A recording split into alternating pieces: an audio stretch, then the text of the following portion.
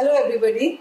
Today we have with us someone who has more than 10 years of industry experience in marketing, business development, who is also heading his procurement, project management and export functions in Fitwel Gasket Company India Private Limited. He is one of the board directors. Welcome Digvijay Shirole. Thank you so podcast. much. Thank you for having me. Yeah, and I'm sure people who are into marketing, business development, procurement, project management and exports are really going to love this podcast because they're looking forward to somebody young like you who has been heading this entire venture for Fitwel Gaskets. Yeah. So my first question to you is, how has your journey been from education to till date? Okay. So firstly, growing up, of course, the family business was always a very core part of my journey. So seeing dad grow the business when we were still in school and college, of course, that gave some level of inspiration in terms of having a vision to join the business someday. And the way me and my brother had planned it, Pranav, was that he would. So he was more stronger on the technical front, or he studied mechanical engineering, whereas my strength always was on the networking side or the marketing side.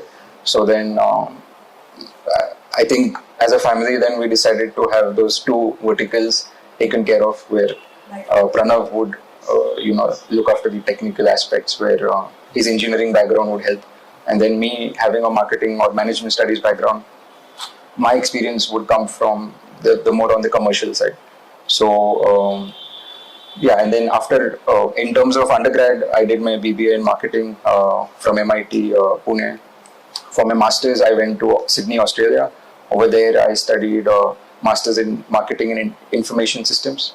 And immediately after I graduated, I decided to come back and join the business. So it's been roughly 10 years now that I've been a part of the business, and it's been a good journey so far, I can say. What were the challenges you faced in the initial time? Initial time, of course, our company being more or less a core manufacturing company, there were a lot of technical aspects that when I was exposed to initially, it took me a lot of time to understand the nuances of the product that we make, or the process that goes behind manufacturing that, the technical aspects in terms of the material selection or various other factors. Getting over that phase of not knowing anything to then after a couple of years gaining good amount of knowledge on how things work. In terms of the products that you... In terms of the product, in terms of the manufacturing process, and me not being an engineer, it took me, I guess, a little more time to get acquainted with that. Eventually, of course, it comes down to how much focus you put into gaining that knowledge. For some people, it may take 6 months. For some people, it may take 2 years. It's a very independent and individual experience. Also depends on what is the core field that you have studied. Like you did your BBA, so somebody with an engineering background could have done an MBA maybe. Yeah, I mean, of course, education does play a role, but now that it's been 10 years for me in the business, I can say, so for me, since it was a family business, it was easier for me to come into this industry and sort of start at a level where maybe someone else may not get direct exposure to. So that was an advantage for me. But at the same time, the challenge for me was to, earn that recognition within the company or within the customer, the customer base. Because of course, my father being running the industry for more than 35 years by that point, he had already built up certain level of credibility. And then when I go to the same customers that he has been exposed to, of course, they have certain level of expectation from me as the next generation. So, keeping that in mind, that was the initial hurdle, I would say, that I experienced. So, you have done your graduation in Pune. Yes. And then you did your post-graduation in Australia. Yes. I want to ask you, what was the difference, and do you recommend students going abroad for their masters? How is your take on that? So, yeah, I mean, I strongly believe that if someone has the resources and if someone is able to have that exposure and that experience, they should definitely go for it, because not only on the academic and professional side, but I think I completely changed as a person uh, when I was in India compared to once I went abroad. So, because over here you are obviously, the Indian culture sort of keeps you grounded and keeps you very protected in terms of family always being there in case something goes wrong. But when you're abroad, you're all alone. You learn some very crucial skills like time management, or just taking care of your own routine, whether it's laundry or going shopping for grocery or whatever. So of course uh, that experience teaches you a lot, and especially at that age where you are moving from undergrad to postgrad, that age group of maybe, I would say 20 to 24 or whatever, that age group is very crucial in anyone's life, whether male or female, where a lot of their experiences in those in that age bracket, I think it will define you as a person growing up. So apart from the otherwise personality growth, is the education different in Australia? Definitely. So it's very hands-on. And not only Australia, this applies for the US, UK, or whichever. This just the way the course is structured, or the way every 5 years or so they have completely different set of courses. Now, for example, what I studied 10 years back, I'm pretty sure if I go back to the university, 50% of those courses either not there, or they won't be as relevant as what is being taught today. So, in terms of the so course upgradation is more faster. Yes, definitely. And also it's a very practical approach. Like, you're always studying business cases. Your assignments are always, there are certain individual assignments, certain group assignments. In group assignments, you are, you have the liberty to work with people from so many countries. Like, in my case, for example, we had a class strength of, say, 18 to 20 students per course, whether it was an elective course or a core course. And then every time, with every course, there'll be a different set of people from different geographies. So the experience is quite vast. Yeah, absolutely. As I said, from an academic standpoint, personal development standpoint, just basically maturing in terms of understanding how to manage your finances or your time or whatever. So it's an overall very an experience that everyone should definitely opt for if they can. Yeah. So this is like you had a base to your, Yes. You had a base for joining a company. Yeah. But somebody who is new to the industry and would like to start, so maybe he's done his masters and he's done his bachelor's in engineering. What is that you recommend him to, prepare himself for the industry entry? So now, because in my circle of friends, pressures also. Yes, of course. So now, if I have to say, like, in my circle of the people I know or my friends or whatever, I've always noticed one thing, that students who directly go for corporate jobs, they over a period of time, they grow only in that specific field. Now, for example, if they choose finance, or they choose some particular sector of engineering, whatever. And they grow in that particular field itself. Whereas if you join maybe a small or mid-sized company, I think your chances of getting exposed to other fields is much higher. In terms of, for example, if someone has a vision to become an entrepreneur themselves one day, working in a small or mid-sized organization gives them that exposure to various multi-field roles, and then maybe that becomes a good base for them to then start their own venture or diversify in whatever way. So my personal opinion would be, again, not speaking from personal experience, because my experience is very different, but if I have to recommend it to someone, I would recommend joining a small or mid-sized company, at least in the early stages of their life. So then that way they get exposure to different fields, and maybe their interest changes over a period of time. Sometimes you feel, because you've studied something, that is your interest, but when you actually work in that field, sometimes you feel that is not something I'm interested in, or at least not for the long term. So That way you have those options. The realm of Yeah, you will have the options open to then choose something else if you feel like it. Because in corporate, you will be assigned only one task. Yeah, and it's very structured. It's a very structured hierarchy, and yeah, more or less when you get into that corporate culture of shoving away responsibilities when it's not your task. I think, of course, when you grow in terms of your personal career growth, and then you take a managerial post or very senior level post, it's different then.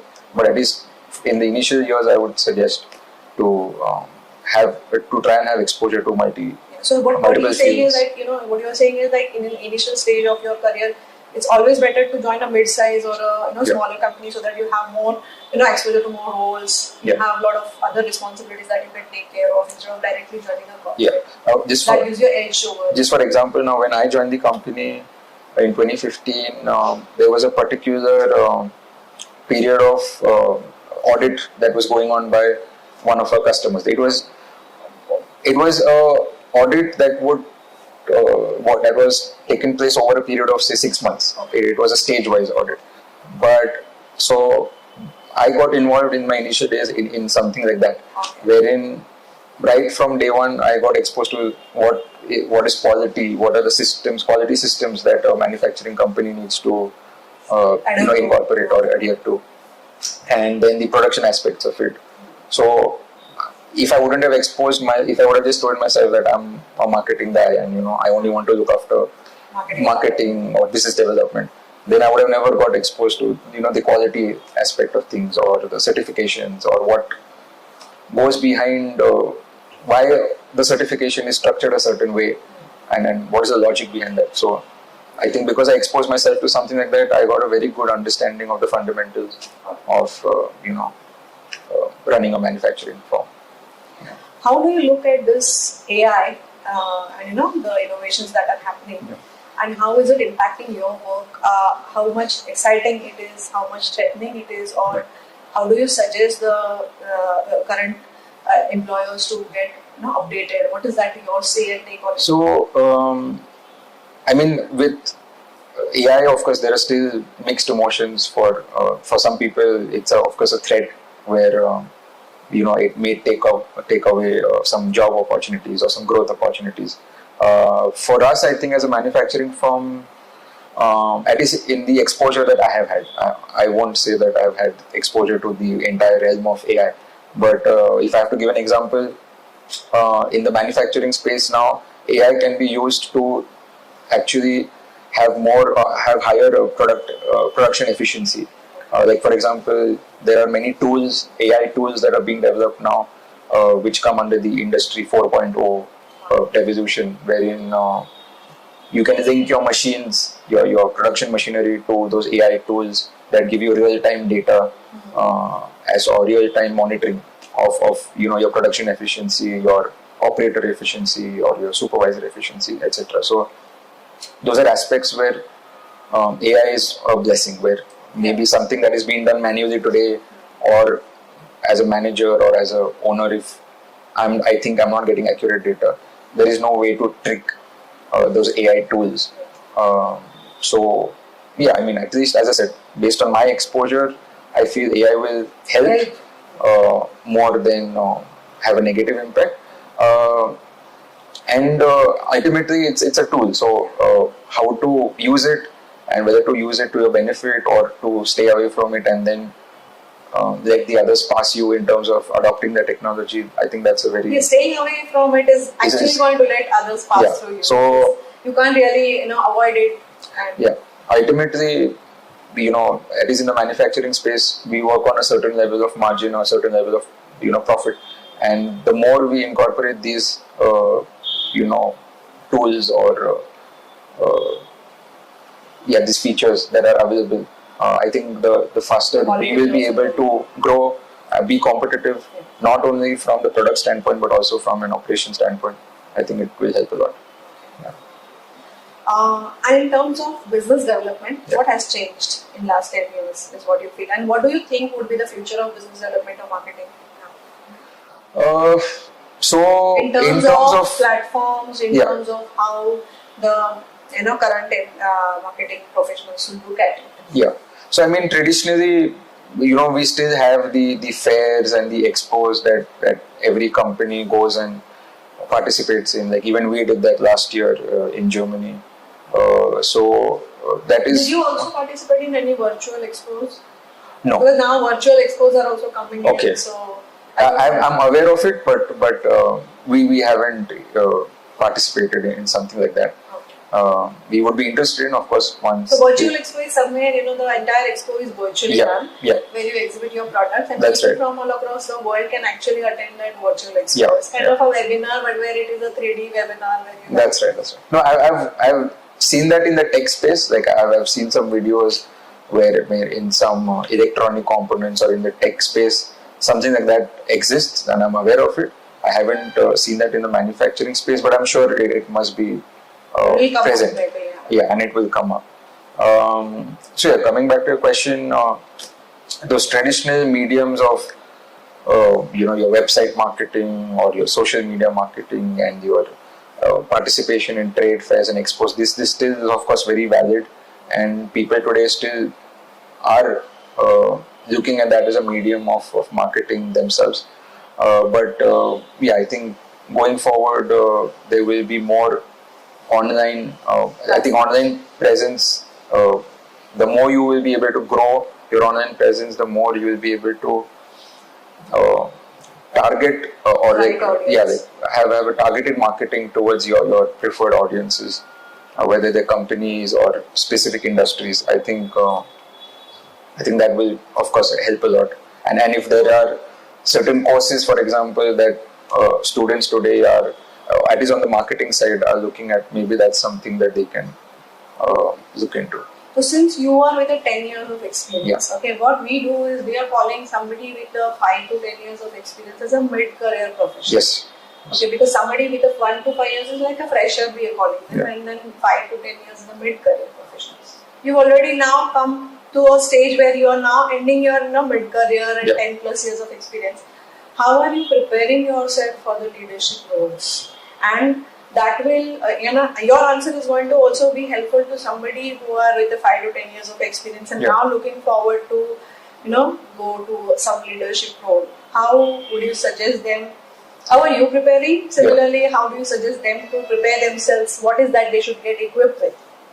So firstly, I think as you grow in the company, you need to have a very good finance background, I feel. When you go to a leadership role, numbers play a very... Financial knowledge and, and upgrading the financial knowledge is very important. Because ultimately, when you are in a leadership role, you can't sit and talk to your managers or your supervisors either on a daily basis, or you have some roles which dictate that you have to take up a oversight, more or less like oversight role.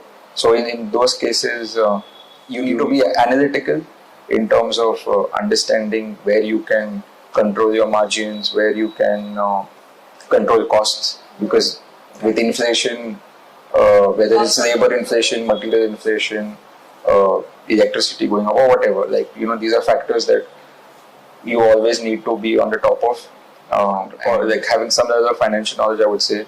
Then in the manufacturing space, for example, for us, what we did on our company, we went for something like an ERP system. So during my exposure in my master's course, I also did a minor in information systems. So my major was marketing and my minor was information systems. So in information systems also, as a subcategory, ERP was one of the core courses that I had done. And when I joined the company, I would say in 2015, and then somewhere around 2018, 2019 is when we launched or when we adopted an ERP system. So that, of course, then opens up doors for many other analytical features of maybe what you cannot maintain in an Excel sheet, or you cannot talk to your peers day to day. Those you get a snapshot of the entire organization through something like an ERP system. So it is in my personal experience, these two things in the past 10 years have helped me grow in my role. One more question I would like to ask you is, generally students or freshers, they have a notion that, okay, manufacturing company, so only engineers can apply. Yeah. Okay. So I would like to ask you that, are you recruiting people for procurement separately? Are you recruiting people for marketing and Yeah. designs of marketing or marketing strategies? Also, are you recruiting people with the export knowledge? Yeah. So I want the audience to understand that even in the manufacturing industry, there are different kind of roles, Functional roles, yeah. which you hire people for. So Yes. what kind of roles is that you hire people? Yeah, I mean, apart from manufacturing and apart from engineers, like this. So now, of course, it starts with an RFQ that we get. That the design team is the first point of contact in terms of receiving certain data or certain inputs based on which we then develop a proposal to the customer. So your design and development team takes care in the initial stages. Then there is also a manufacturing review. So all your production engineers, your quality engineers, that's when they come into the picture and then they give their inputs in terms of design engineers are there. Yeah, design engineers, production engineers, quality engineers. Then you have your managers, your program managers. So program managers, for example, they are the ones who are customer facing. They will take your internal team's inputs to the customer. They will understand the customer inputs and then relay it back to your team. So there's someone like a program manager who handles that coordination role. Then you have quality engineers who handle all sorts of quality aspects. Marketing people, of course. Yeah, marketing people are. In terms of exports, what all kind of people do you recruit, or do you have any team which takes care of? So exports, there are some factors like logistics, for example. People who specialize in supply chain or logistics, they have the various other things like the duties and clearance and vehicle transportation, air transportation, sea transportation. Now these are all. I'm just naming them as heads, but there's a lot that goes into even knowing, certain factors of those particular. No. So even from a marketing standpoint now today, for example, if we have a presence in North America or in Europe, then we have assigned people that handle marketing for us. So, they sort of report to me in terms of what marketing efforts they are taking, how often they are going to the customers, having face-to-face meetings or via emails. So all the reporting and sort of promoting our products. So that's more or less how I would like to put it. Okay, so here we come to last section of our podcast, and that is called rapid fire. Although we are not going to have any hamper, but we have 2 to 3 questions which we want you to answer, and you can be blunt. Okay. You can be blunt. You can be witty. Yeah. Okay, and so let's start the rapid fire. Sure. Yeah. So Digvijay, can you give me 3 bullet points for freshers? Okay. Advice, like 3 bullet point advice for freshers. Yeah. Don't have too many expectations. Just work with what you have in front of you right now, and then as you grow, you can take decisions later on. Try not to switch jobs too frequently, like every 9 months or every year or something. Try to stay in your first or second job at least for a good 3-4 years, so that you actually understand how a company functions and what goes behind it. I think this is very important. Yeah, because now that's what we also are facing right now. That manager levels and up, there is a stability where they will be with us for 8, 9, 10 years. But on the fresher side, as soon as a year is over, they get their increment and then immediately shift to the new opportunity. So, but one thing I would like to also add here is, since this is a trend, it's a trend. It's a trend which you can't blame anyone. But what is your company or what are you doing for it to retain these employees? Is there any training programs or is there any skill upgradation that you're giving so that they So we do have annual, we have a training calendar, you can say, wherein in a year there will be a specific set of trainings that will be given either on the fresher category or the manager category. So that is of course something that we do. We try to give exposure to a lot of things within the organization, so that, as I said, we don't limit that person. If you are only in design, then you Only don't work do is anything better else. now. Like, you know, they are free That is to the advantage of they're free to interact with the other team members, try and gain knowledge. So there is no structure in which we limit that exposure. But ultimately, it's up to that person how much they want to go out of the way to and gain knowledge. to gain knowledge. I think initial stage they should be, focusing on gaining knowledge and contributing in a big way to the organization. Definitely. So the second rapid fire question. Yeah. Give me 3 bullet points advice to your level of employees. Like a mid-range employees. So I guess there's still a lot to learn. So be open to learning new things and keeping up with the trends. That we one. Second would be try and look at things like, for example, if you are a junior manager or assistant manager, try and put yourself in the shoes of maybe a manager or a senior manager, where then I think if you imagine yourself in that role, then you will actually be able to achieve that role. So I would say that is one. On a personal level, I think start balancing the family and work. Work-life balance is not it. That's important. So the third rapid fire question. So tell me 2 books you have recently read and you would recommend. A lot of interest in personal finance and understanding, like wealth management. That is one book Psychology of Money. that I will, definitely, because it's as simple as it gets, and I think we talk a lot of things on the professional front, but it's equally important to grow your personal wealth, or just your have a personal ambition, personal goal, not other than work, I'm saying. So I think that book really opens up your eyes. And then there's Atomic Habits, that's the second one. So I mean, these 2 books, of course, I know of. I have sort of read them and learned a lot from them. But I guess that would be. Any funny or witty incident that happened and you had that in your mind that this is a funny thing happened in your career, or any funny or witty incident you would like to share? Funny incident with an employee, or anything. I mean, I think now that I've been 10 years in the business, and nowadays when I approach a new customer, they always ask me, which college did I do my engineering in. So I guess they are looking at you as an engineer. So because I can talk a certain way now with a lot of technical know-how that I have acquired over a period of 10 years.